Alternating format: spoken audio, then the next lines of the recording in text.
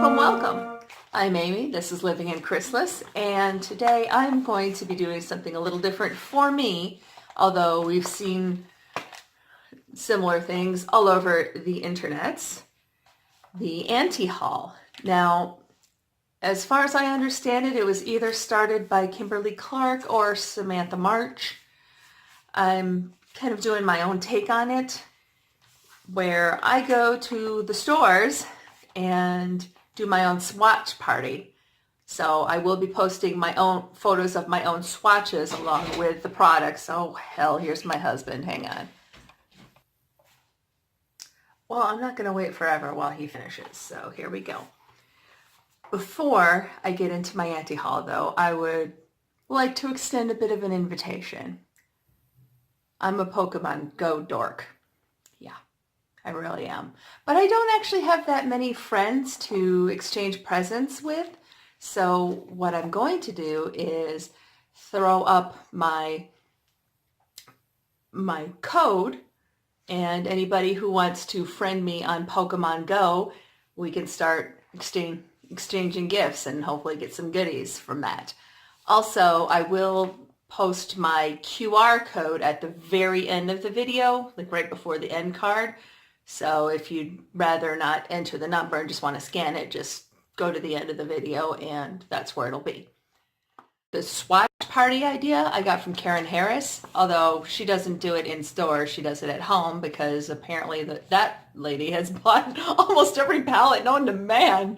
It's incredible. Sometimes I wonder, is there something she doesn't buy? Does it happen? Nah, I think she's awesome. I love her channel.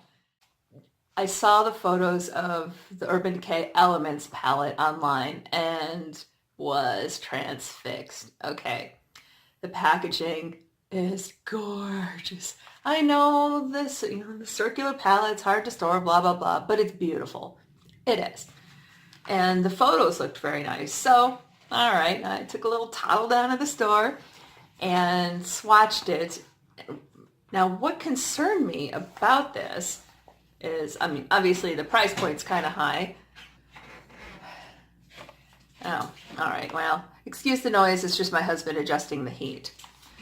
But I found far too many colors in that particular palette that wouldn't suit me at all. There were a lot of browns, too many warm tones, which is a shame because it was gorgeous. But then I started thinking, as one does, and at that time, the BH Cosmetics palettes were on sale at Ulta. So for less than $11, I thought it would be worth taking a look at Aurora Lights. When I swatched it, it looks absolutely beautiful in the package, and it looks beautiful. The little globes look like little globes of heaven. Amazing, just amazingly gorgeous. So then I swatched them and I got so intimidated by what I saw. I'm serious, I was so intimidated. I have absolutely no idea how I would use most of those colors. That is just a level and a color range that I am not at yet. However, within the anti-haul, we wind up with a little bit of a haul. Because then, and I think it was only a few days later, I went to TJ Maxx, as is my habit, and I found this BH Cosmetics 3rd edition 120 color palette for $14. I'm considering this like my costume / practice / experimental / playing with kids sort of palette.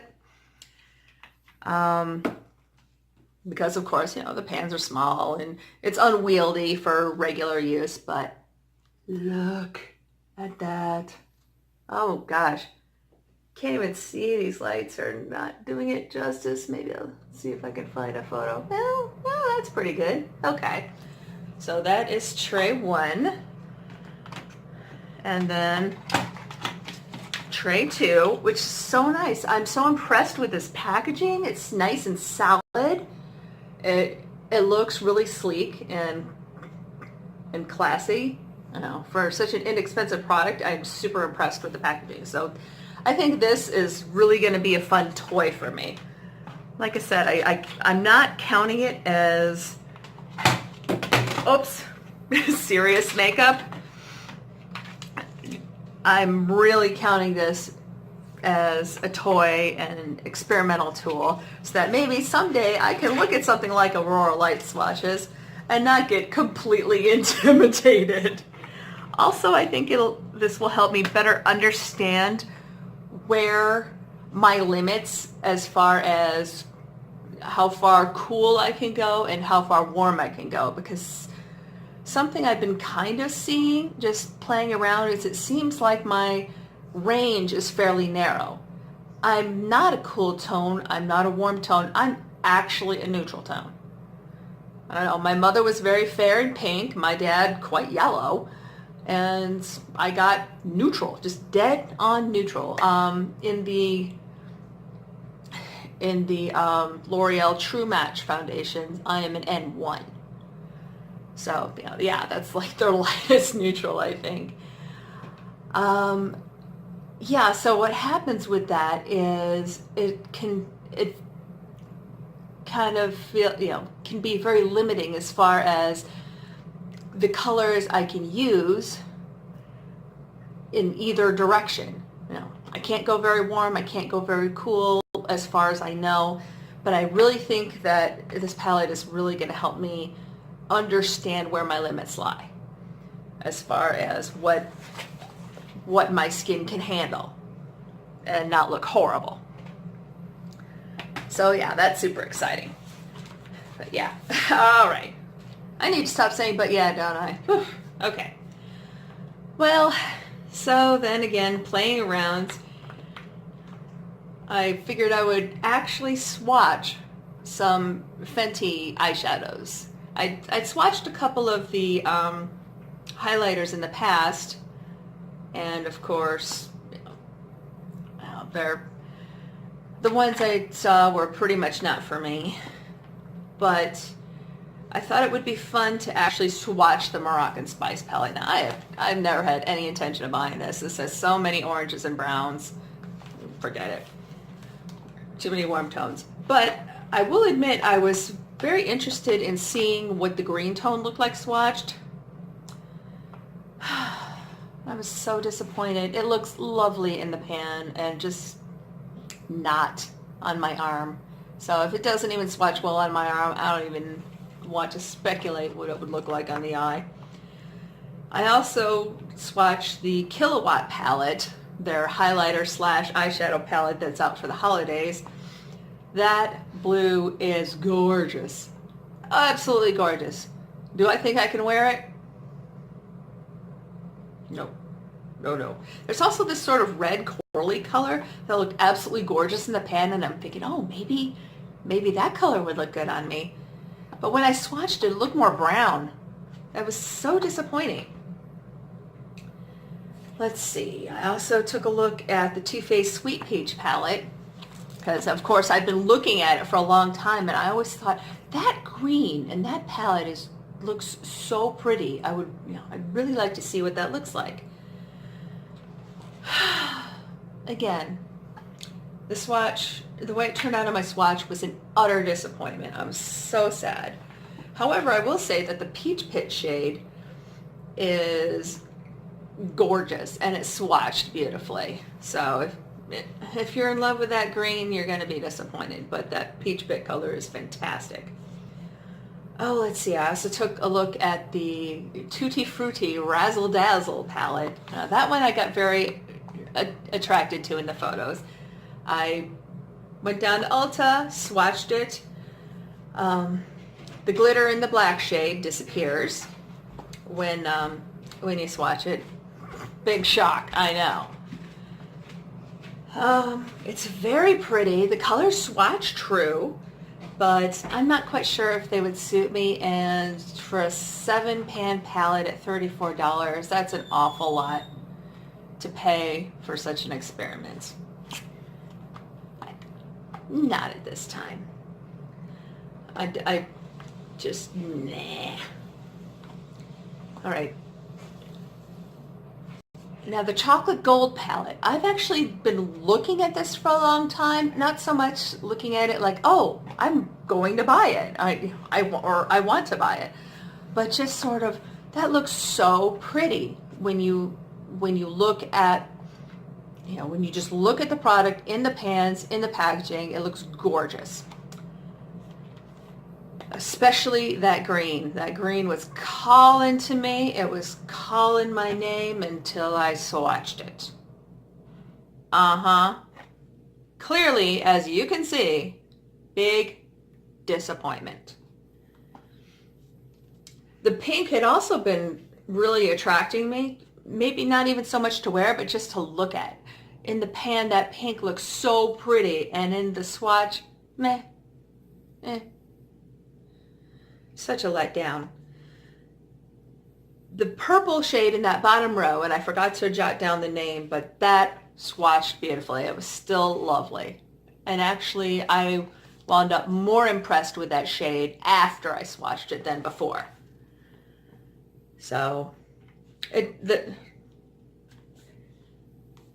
let's see, then we'll hop back on over to Ulta, because that's where I saw this Bare Minerals palette. It's, I think it's called Andromeda, or it has some sort of, space or star theme. I'll put the name in. I forgot to write it down. Not only is it very pretty, I think somebody in a comment section or something, I don't even know, because I've been binging YouTube videos like crazy, but somebody suggested that as a possibility for me, and I see why. It is gorgeous. The colors, I liked every color I swatched, and they all swatched true. It's 49 bucks that I don't have, and that's really the only thing that's holding me back, because otherwise that baby would be right here. That was gorgeous. I want it so bad, and I don't have the $49 for it now. Huda Beauty Amethyst Obsessions palette. When I first heard these were coming out, I know she's problematic, but I was really excited because it's so hard to find decent purple palettes. Yeah, this wasn't it.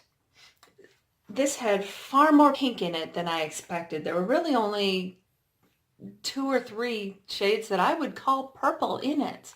So that was a serious disappointment, but it does swatch true.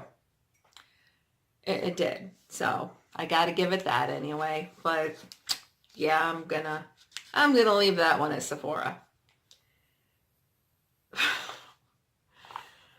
I'm debating saving this for last, but it's so much fun. I can't wait any longer. The Kat Von D Fetish palette. Here's my photo of it. I was going to do a bunch of swatches, but the first 2 shades I touched, which were the kind of silvery / pewtery color toward the top, and then the paler gold color toward the bottom, they moved so much. They almost came out of the pan. If you look at the bottom one where it looks like it's kind of slid up out of the pan, yeah, that was me. Also the big finger dent in the top one, also me. The last time I went to Sephora and took a look at that display model, those colors were gone. They just weren't even in there anymore. And I mean, every review I've seen of this palette essentially says it's trash, and I believe it. Not that I would buy it anyway, but I was curious. Oh, okay. I'll start touching it and things start sliding out of the pan. Oh, okay. All right. So no swatches of that one for obvious reasons. Also, I took some swatches of the Dose of Colors with Desi and Katie palette. Not because I really cared about it, but it's kind of funny because at Ulta there's one of the girls there who is, very chatty, very friendly. So we chat a lot when I go there and when I go there with my friend Becca. And the last time Becca and I went to karaoke, there she was. So she was really excited about that palette. So, all right, I'll take some swatches just for kicks. It's not for me. It's pretty. It's Swatch as well. It's not my colors and, not for me. I thought the blue was maybe a little bit off, but other than that, it swatches pretty well. Yeah. So then we go into the Jaclyn Hill Dark Magic palette. Now I actually bought Bling Boss and I'm experimenting with some things, and I'll have a post up about that in, I don't know, in the next week or two. But if that doesn't work out for me, I think I'm going to exchange it for Dark Magic because I'm intrigued. And now the back of my Bling Boss says V2. So I'm wondering if maybe these are the improved ones. I don't know, but they swatched fairly well. Yes, Potion was problematic in a lot of reviews and swatches, and that swatch of mine does have a couple layers. I don't really okay, only one swatch. I build it up enough so I can see the color because I can work with things a bit. But I'm very intrigued by this color story, and I'm seriously thinking about getting that one. Maybe even if I still like Bling Boss. Kind of depends on how things work out. But yeah, that one might not be an anti-haul. I just threw it at the end of this because I don't have it yet, and I have the swatch photo and I wanted to show it.